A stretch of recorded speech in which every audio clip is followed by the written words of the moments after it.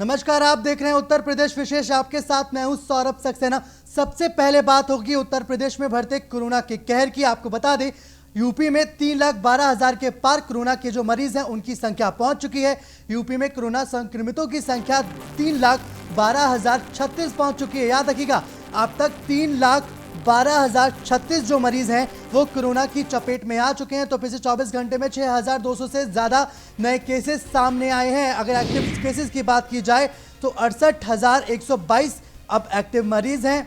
वहीं मात देने वाली संख्या भी बहुत ज्यादा है। ये राहत की खबर भी है कि अब तक 2 लाख से ज्यादा जो लोग हैं वो कोरोना को मात दे चुके हैं। 2,39,485 लोग कोरोना को अब तक मात दे चुके हैं। वहीं 4,429 लोगों की कोरोना की वजह से मौत हो चुकी है। तो लगातार जो कोरोना का जो संक्रमण है वो लगातार बढ़ता जा रहा है। उत्तर प्रदेश में 3,12,000 के पार कोरोना के मरीज हैं। अगर पिछले 24 घंटे की बात की जाए तो 6,200 से ज्यादा कोरोना के मरीज सामने आए हैं। उत्तर प्रदेश में सबसे ज्यादा टेस्टिंग हो रही है, इस बात को भी नहीं भूलना चाहिए। उत्तर प्रदेश में अब तक 75 लाख से ज्यादा जो टेस्टिंग है वो भी हो चुकी है। अब हम आपको ग्राफिक्स के जरिए पिछले 24 घंटे में अलग अलग शहरों में कितने जो मरीज हैं वो आपको दिखा रहे हैं। प्रयागराज में 370 जो नए मरीज हैं वो मिले हैं। वाराणसी में 224 मरीज हैं जो पिछले 24 घंटे में मिले हैं। गौतम बुद्ध नगर की बात की जाए तो 186, बरेली में 158 नए मरीज मिले हैं। मुरादाबाद में 85, तो मेरठ में 233 नए मरीज मिले हैं। सहारनपुर में 114, अलीगढ़ में 168 कोरोना के नए मरीज मिले हैं। झांसी की बात की जाए 116 और देवरिया में 102। आगरा में जहां शुरुआत में बहुत ज्यादा तांडव मचाया, अब वहां स्थिति पहले के मुकाबले थोड़ी बेटर दिखाई दे रही है। 111 मरीज मिले हैं। वहीं इटावा में 62 और सीतापुर में 40 कोरोना के नए मरीज मिले हैं। वहीं लखनऊ लगातार टॉप पर है। लखनऊ में हर दिन सबसे ज्यादा जो कोरोना के केसेस हैं वो सामने आ रहे हैं। तो वहीं गाजियाबाद की बात की जाए तो गाजियाबाद में पहले के मुकाबले स्थिति में काफी सुधार है। तो गौतम बुद्ध नगर में 186 पिछले 24 घंटे में, मुरादाबाद में 85 मरीज, 100 का आंकड़ा पार नहीं। तो वहीं मेरठ में 233 मरीज मिले हैं।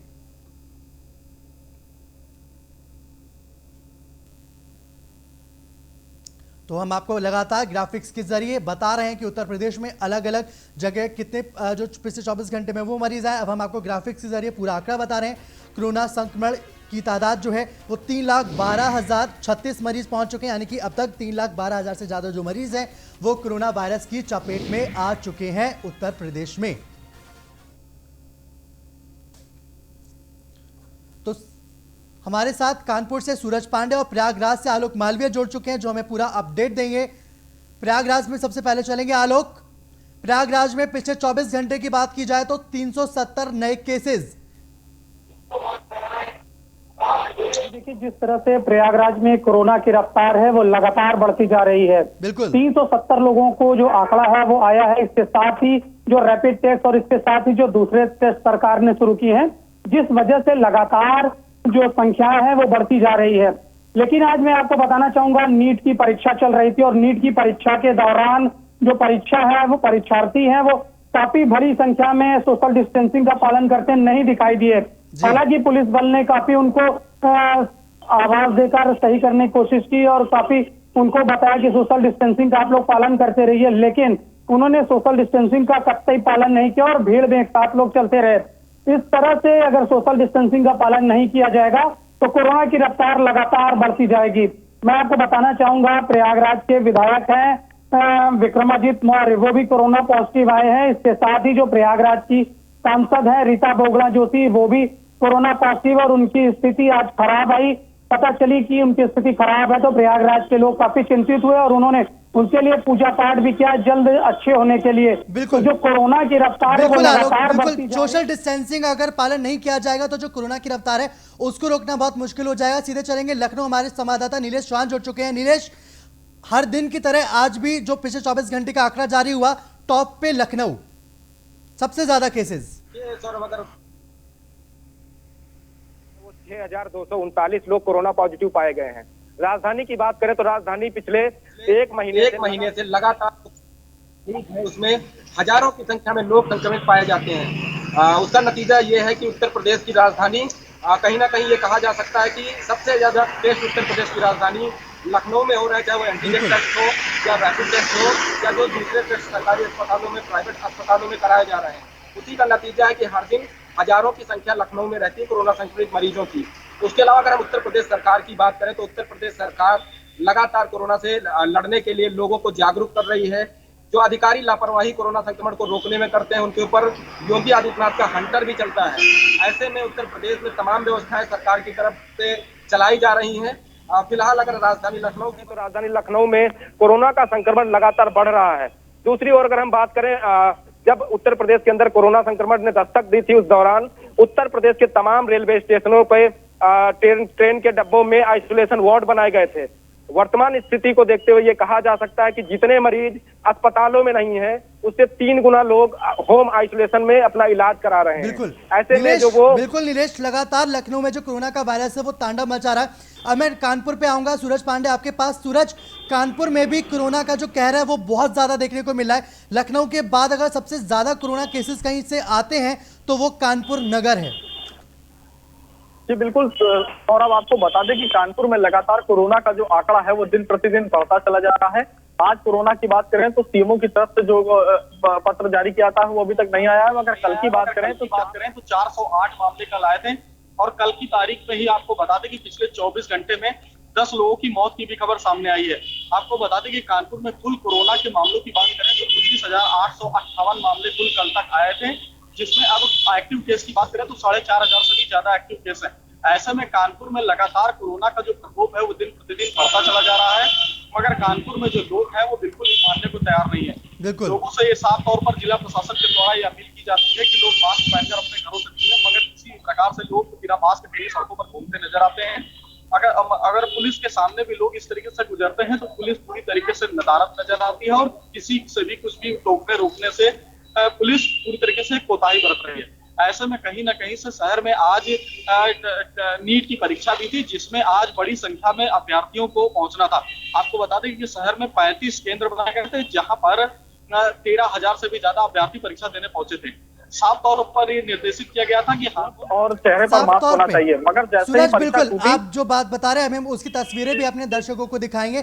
तो जाहिर तौर पे साफ सी बात है कि अगर आप सोशल डिस्टेंसिंग का पालन नहीं करेंगे, अगर आप सावधानी नहीं बरतेंगे तो फिर कोरोना आपको बख्श देगा। ये समझना बहुत ज्यादा, आप अगर ये समझ रहे हैं तो फिर आप गलत फहमी को पाले हुए। आलोक के पास में जाऊंगा। आलोक, तो जाहिर तौर पे देश अनलॉक हो रहा है, लेकिन जो कोरोना है वो बेकाबू है, लोग नहीं समझते हैं। प्रयागराज की जनता भी समझने को तैयार नहीं है लगता। की जनता है वो बेलौस हो गई है और उसने कोरोना को खिलवाड़ समझ रखा है। जिन लोगों को कोरोना हो गया उनके परिवार के सगे संबंधी तो समझ रहे हैं। इसके साथ मैं आपको बताना चाहूंगा, कल अनुपम जायसवाल जो कि यहाँ के प्रशिक्षित डॉक्टर है, वो कोरोना का इलाज करते हुए कोरोना पॉजिटिव हुए। हालांकि उन्होंने कोरोना को मात दे दी, लेकिन उनकी मौत हो गई। जिस वजह से जो उनके आसपास के लोग हैं वो तो समझ रहे हैं, लेकिन जो अन्य लोग हैं वो समझ नहीं पा रहे हैं कि जो कोरोना है वो डॉक्टर को नहीं बख्श रहे हैं, सांसद को नहीं बख्श रहे हैं, विधायक को नहीं बख्श रहे हैं, तो आम जनता को कैसे बच सकता है कोरोना। बिल्कुल तो कोरोना से बचाव की आवश्यकता है। हालांकि नगर निगम और इसके साथ ही जो जिला प्रशासन है वो जगह जगह पर कैंप लगाकर लोगों को अवेयर कर रहा है। प्रयागराज की जो मेयर है वो खुद अपने हाथ से मास्क बनाकर प्रयागराज के नागरिकों को विपरीत कर रही है कि वो कोरोना के प्रति अवेयर रहे और लोगों को बता सके कि कोरोना किस तरह से खतरनाक है, लेकिन लोग इसको समझने की कोशिश बिल्कुल भी नहीं कर रहे हैं। जी बिल्कुल, तो कोरोना को हराने के लिए मास्क, सोशल डिस्टेंसिंग का जो पालन है वो आपको करना पड़ेगा। ये आपको समझना पड़ेगा कि बहुत ज़्यादा ज़रूरी हो जाता है कि अगर आपको कोरोना को हराना है तो फिर सावधानी अगर हटेगी तो फिर कोरोना जो है वो आपको अपनी चपेट में ले लेगा। बिल्कुल, तो लखनऊ में अब हम जाएंगे। लखनऊ से नीलेश भी हमारे साथ जुड़े हुए हैं लगातार। नीलेश, लखनऊ में टीम 11 की बैठक भी हर दिन होती है, सीएम योगी हर दिन जो है वो कड़े नियम भी देते हैं। तो फिर आखिर ऐसी कौन सी कड़ी है जो कोरोना की जो चेन है वो तोड़ने में नाकाम हो रही है लखनऊ में? देखिए सौरभ, अगर हम लखनऊ की बात करें तो लखनऊ में जिला प्रशासन के द्वारा, नगर निगम के द्वारा, स्वास्थ्य के द्वारा तमाम दावे किए जाते हैं। हालांकि वो दावे जमीनी स्तर पर अगर हम बात करें तो खोखले नजर आते हैं। चाहे वो 15 मिनट में कोरोना संक्रमित मरीज को एम्बुलेंस मुहैया कराने की बात हो, या नगर निगम के द्वारा जो लोग जहां पर संक्रमित ज्यादा पाए जा रहे हैं वहां हर दिन सैनिटाइज कराने की बात हो, या फिर जिला प्रशासन की बात करें तो डीएम की बात करें, जो रोज लगातार डीएम भी अपने दफ्तर में बैठक करते हैं अधिकारियों के साथ, चाहे वो नगर निगम के अधिकारी हों, स्वास्थ्य विभाग के अधिकारी हों, लेकिन वो बैठक सिर्फ बंद कमरों में ही होकर सीमित रह जाती है। उसी का बिल्कुल नतीजा है कि बिल्कुल लखनऊ में नीलेश, अगर बैठ के बंद कमरों में सीमित रह जाएंगी तो फिर जो वो मरीजों की संख्या वो ऐसे ही बढ़ती जाएगी। बिल्कुल आप हमारे साथ बने रहिए। आलोक, आपका बहुत बहुत शुक्रिया हमसे पूरी बातचीत करने के लिए। सूरज, आप भी हमारे साथ बने रहिए, आपसे भी हम आगे जानकारी लेंगे। आपको बता दें, जिस बात की जिक्र हमारे भी संवाददाता सूरज कर रहे थे, उसकी तस्वीरें भी हम आपको दिखाएंगे। कानपुर में सोशल डिस्टेंसिंग की जम के धज्जियां उड़ी हैं। दरअसल नीट की परीक्षा छूटने के बाद ये धज्जियां उड़ी। परीक्षा जैसे ही खत्म हुई उसके बाद एकदम से जो अभ्यर्थी हैं वो निकले। प्रशासन के सभी जो दावे हैं वो फेल हो गए। तस्वीरों के जरिए आप देख सकते हैं कि किस तरीके से सोशल डिस्टेंसिंग का मजाक बनाया गया। जो प्रशासन के जो पूरे दावे थे वो धरे के धरे रह गए। कानपुर में आपको बता दें 35 केंद्रों में 13,000 अभी जो बचे हैं उन्होंने परीक्षा दी थी नीट की। तो सूरज हमारे साथ लगातार बने हुए हैं। सूरज, कानपुर में जम के सोशल डिस्टेंसिंग की धज्जियां उड़ी। आखिर जो परीक्षा के बाद क्या कोई भी प्लान नहीं किया गया था कि बच्चे एक एक करके निकलेंगे, या फिर कुछ भी प्लान रोड मैप सरकार की तरफ से या फिर प्रशासन की तरफ से नहीं बनाया गया था साफ तौर पे? जी, आपको बता दें कि जिस तरीके से राजनीतिक दलों ने नीट की परीक्षा का जमकर विरोध किया था, समाजवादी पार्टी और कांग्रेस ने साफ तौर पर कहा था कि अगर ये परीक्षा होती है तो खुलेआम सोशल डिस्टेंसिंग की धज्जियां उड़ेंगी, जिसके चलते कोरोना की जो संक्रमण है वो बड़ी तेजी से शहर में बढ़ सकता है। जिसका आज परीक्षा थी और जहां पर 35 केंद्रों में कानपुर के 13,000 से भी ज्यादा अभ्यर्थी परीक्षा देने पहुंचे थे। जिसके बाद आपको बता दें कि जब परीक्षा देने पहुंचे तब तो सोशल डिस्टेंसिंग का ख्याल रखकर लाइनें लगवाई गई। बाकायदा लोगों से निर्देशित किया गया कि चेहरे पे मास्क लगाएं और हाथों में ग्लव्स पहने, और सभी को सैनिटाइज कराया जा रहा था और उसके बाद ही परीक्षा केंद्रों में जाने के लिए अंदर भेजा जा रहा था परीक्षा देने के लिए। मगर सबसे बड़ी बात यह रही कि जैसे ही ये परीक्षा छूटी है उसके बाद खुलेआम सोशल डिस्टेंसिंग की धज्जियां उड़ती हुई नजर आई। जैसा कि हम अपने विजुअल में दिखा भी पा रहे हैं अपने दर्शकों को, साफ तौर पर ये बिल्कुल मेला लगा हुआ है। लोग एक के ऊपर एक बिल्कुल आसपास से चलते हुए नजर आ रहे हैं, जिसके चलते भारी जाम भी लग गया। ऐसे में कहीं ना कहीं से जो प्रशासन की तैयारी रही वो पूरी तरीके से पोल खोलती हुई उसकी नजर आई है। तो जाहिर तौर पर जो प्रशासन की सारी तैयारियां थी वो नाकाफी दिखाई दी। तस्वीरें भी साफ साफ गवाही दे रही हैं। बहुत बहुत शुक्रिया पूरी बातचीत के लिए। तो अब खबरों में आगे बढ़ेंगे, जहां लखनऊ की बात करेंगे। नीट परीक्षा को लेकर डीएम ने पूरा निरीक्षण किया है। महाराजा अग्रसेन पब्लिक स्कूल परीक्षा केंद्र का निरीक्षण किया। डीएम अभिषेक प्रकाश ने कंट्रोल रूम में भी उन्होंने जाकर पूरा निरीक्षण किया। कोविड-19 के नियम का सख्ती से पालन करने का निर्देश भी दिया। तो एक तरफ आपने कानपुर की तस्वीरें देखी, हम आपको लखनऊ की भी तस्वीरें दिखा रहे हैं, जहां पे डीएम ने साफ तौर पे पूरा जो परीक्षा केंद्र है उसका निरीक्षण किया और जो निर्देश हैं वो दिए। नीलेश चौहान लाइव हमारे साथ लगातार जुड़े हैं। नीलेश, तो डीएम ने क्या क्या निर्देश दिए हैं? देखिए, अगर हम लखनऊ करें तो लखनऊ के सामने एक बड़ी चुनौती थी कि नीट और जेईई की परीक्षा को सोशल डिस्टेंसिंग के पालन के साथ जो कोविड-19 की गाइडलाइन है या राज्य सरकार की जो गाइडलाइन है, स्वास्थ्य विभाग की जो गाइडलाइन है, उसके तहत ये बड़ी परीक्षाएं संपन्न कराने की एक बड़ी चुनौती लखनऊ जिला प्रशासन के पास थी। इसका नतीजा है कि डीएम लखनऊ खुद समय समय पर तमाम स्कूलों कॉलेजों में गए जहां पर परीक्षा सेंटर बनाए गए थे। उसके अलावा जो निगरानी कक्ष बनाए गए थे वहां पर खुद डीएम ने जाकर निरीक्षण किया, हर एक जगह पर पड़ताल की कि कहीं पर कोई त्रुटि ना हो जिसकी वजह से कोरोना का संक्रमण फैल सके। उत्तर प्रदेश की राजधानी लखनऊ की अगर हम बात करें तो हर दिन हजारों की संख्या में कोरोना संक्रमित मरीज मिलते हैं। उसके अलावा अगर हम बात करें तो राज्य सरकार और मुख्यमंत्री के सामने एक बड़ी चुनौती थी कि नीट और जेईई की परीक्षा को लेकर जहां विपक्ष, चाहे सपा हो, बसपा हो या आम आदमी पार्टी हो, कांग्रेस हो, लगातार सड़कों पर उतरकर विरोध प्रदर्शन कर रही थी कि इस परीक्षा को स्थगित कराया जाए। उसके बाद भी सरकार ने निर्णय लिया कि हम इस परीक्षा को सोशल डिस्टेंसिंग के पालन के साथ करवाएंगे।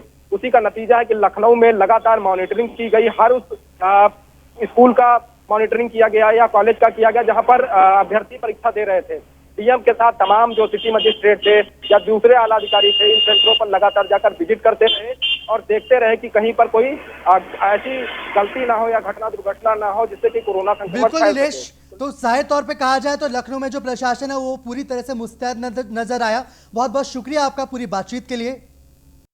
ब्रेक के बाद स्वागत है आपका। योगी सरकार सरकारी नौकरियों की भर्ती में बड़े बदलाव करने जा रही है। इसके तहत समूह ख और ग की भर्तियों में चयन के बाद 5 साल संविदा कर्मचारी के तौर पर काम करना होगा। इस दौरान हर 6 महीने में कर्मचारी का मूल्यांकन किया जाएगा और साल में 60% से कम अंक पाने वाले सेवा से बाहर हो जाएंगे। वहीं 5 साल बाद उन्हीं कर्मचारियों को नियमित सेवा में रखा जाएगा जिन्हें 60% अंक मिलेंगे। इस दौरान कर्मचारियों को नियमित सेवकों की तरह मिलने वाले अनुमान्य सेवा संबंधी लाभ नहीं मिलेंगे। आपको बता दें, कार्मिक विभाग इस प्रस्ताव को जल्द कैबिनेट के समक्ष लाने की तैयारी कर रहा है। इसके लिए हर विभाग से सुझाव भी मांगे जा रहे हैं। सभी विभागों से सुझाव लेने के बाद इसे कैबिनेट में लाया जाएगा। कहा जा रहा है कि इस व्यवस्था से कर्मचारियों की दक्षता बढ़ेगी। वहीं कर्मचारी संगठनों ने इसके विरोध में चेतावनी भी दे दी है।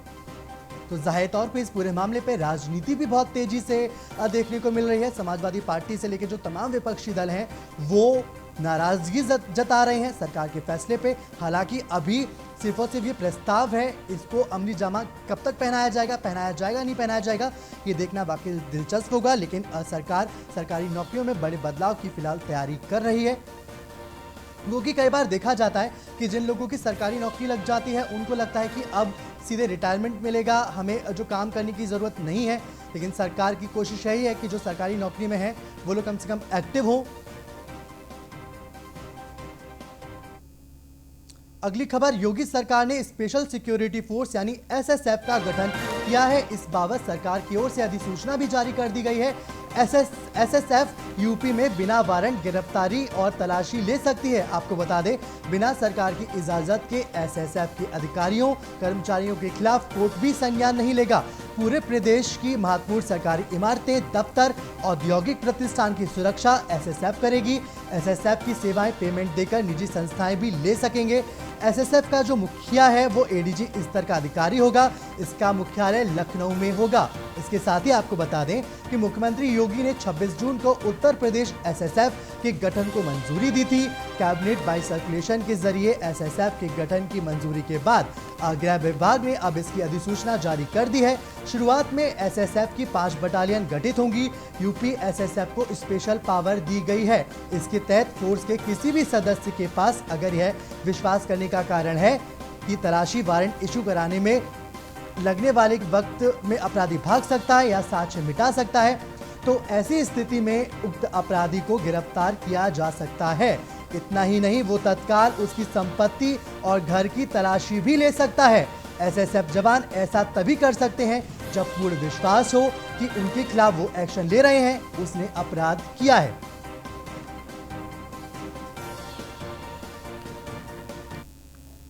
तो खबर सीतापुर से, जहां रिटायर्ड टीचर कमलेश मिश्रा हत्याकांड का खुलासा हो गया है। मामले में 3 लोगों को गिरफ्तार किया गया है। तंत्र मंत्र की साधना करते थे कमलेश मिश्रा, ये कहा जा रहा है। एक महिला समेत 3 लोगों ने इस पूरी वारदात को अंजाम दिया था। मृतक कमलेश मिश्रा का शिष्य मुकेश शुक्ला ने अपराधी अंशुल मिश्रा की सास शालू से मुलाकात करवाई थी। शालू की लड़की की कोई संतान ना होने के चलते 2 साल तक कमलेश ने तंत्र मंत्र की साधना की थी। 2 साल तक महिला के संतान ना होने पाने के चलते अवैध संबंध भी बनाए गए थे, जिसे नाराज होकर महिला समेत 3 लोगों ने इस वारदात को अंजाम दिया।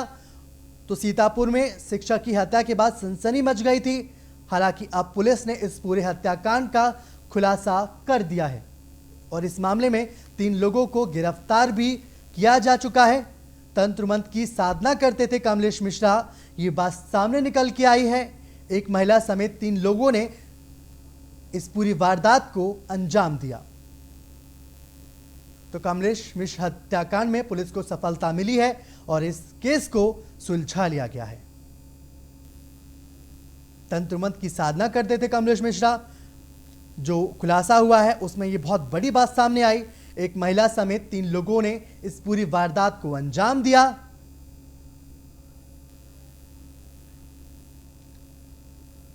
तो सुधांशु सीतापुर से सीधे हमारे साथ जुड़ गए हैं। सुधांशु, तो जो आरोपी हैं वो अब सलाखों के पीछे पहुंच चुके हैं। पुलिस ने कैसे इस पूरे केस का पर्दाफाश किया? देखिए, आपको बता दें कि जो मोहाली के ये शिक्षक थे कमलेश मिश्रा, इनकी जो है कल इनकी हत्या हो गई थी और यह बात बहुत मतलब फैल गई थी कि कैसे जो है इनकी हत्या हुई है और किसने करी है। लेकिन पुलिस द्वारा जो 24 घंटे में खुलासा किया गया है, मामले में 3 लोगों को अरेस्ट कर लिया गया है और जिसमें एक महिला भी है।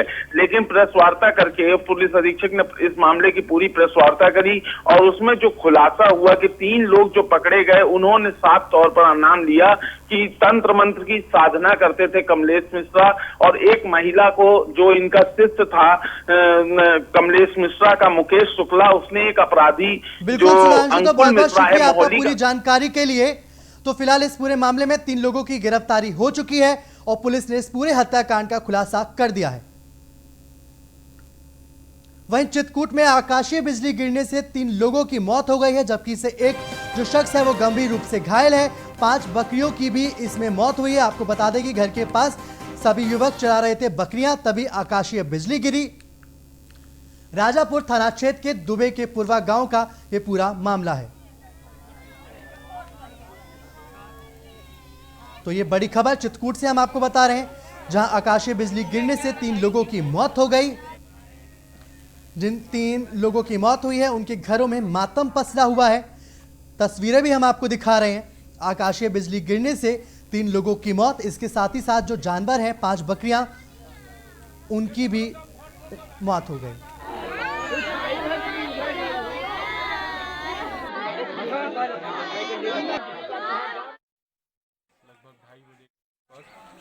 आकाशीय विद्युत गिरने से 3 बच्चों की मृत्यु हुई है और एक बच्चा घायल हुआ है। राधा देवी उम्र करीब 8 वर्ष, नान बाबू और गुड्डा, इन 3 की मृत्यु हुई है और धर्मेंद्र पुत्र धर्मराज जो है घायल हुए हैं। इनको एम्बुलेंस से CSC भेजा गया है। सही रही है। हाँ, एक ग्रामीण के 7 मवेशी बकरियों के छोटे जानवर की मृत्यु होने की भी सूचना है और उसकी डिटेल सब कलेक्ट की जा रही है। लगभग 2:30 बजे का। तो इस पूरी खबर के साथ चित्रकूट से हमारे संवाददाता सुहन लाल जुड़ गए हैं। सुहन, एक शख्स की जो तबीयत गंभीर बताई जा रही है, अब उसकी हालत कैसी है और क्या कुछ नुकसान हुआ है आकाशीय बिजली गिरने से और ज्यादा? जी, आपको बता दूं कि जिस तरह से जो है लगभग दिन में 3 बजे जो है अचानक से तेज तड़प के साथ आकाशीय बिजली गिरी, जिसमें जो है तो एक राजापुर थाना क्षेत्र के दुबे का पूर्वा है, जहां पे जो है 3-4 बच्चे बकरियों को लेकर के इधर उधर टहल रहे थे, जिससे जो है 7 बकरियां मौके पर जो है ऑन स्पॉट खत्म हो गई और 2 बच्चे और एक बच्ची ऑन स्पॉट खत्म हो गई। बिल्कुल सुहन, बहुत बहुत शुक्रिया पूरी जानकारी देने के लिए। तो आकाशीय बिजली गिरने से 3 लोगों की मौत हुई है, जबकि से कई जानवरों की भी इस आकाशीय बिजली गिरने से मौत हुई है। तो उत्तर प्रदेश विशेष में मेरे साथ फिलहाल इतना ही। देश और दुनिया की तमाम बड़ी खबरों को देखने के लिए बने रहिए न्यूज़ 1 इंडिया के साथ। नमस्कार।